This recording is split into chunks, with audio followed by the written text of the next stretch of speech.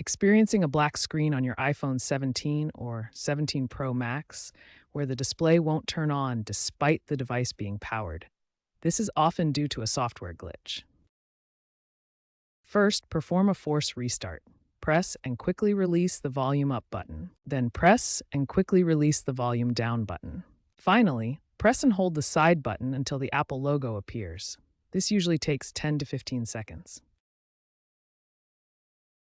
This process reboots the device and resets the display firmware without deleting your data. If the black screen persists, ensure your iPhone isn't overheating or physically damaged.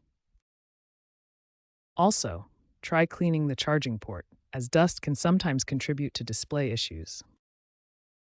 According to Apple's data, 90% of black screen issues are solvable through user actions like this force restart. If the force restart fails to resolve the black screen, the issue might be more complex.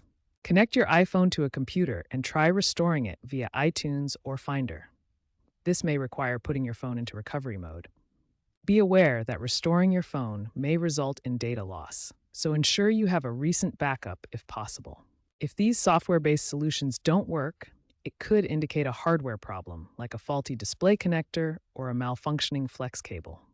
In such cases, contact Apple support or visit an authorized service provider for hardware diagnostics and potential repairs. Remember, a small percentage, around 0.7%, of iPhone 17 warranties involve display claims, so you might be eligible for a repair if under warranty. Cybersecurity experts at Kaspersky also advise ensuring that the black screen is not related to malware from third-party apps. Avoid installing software from untrusted sources.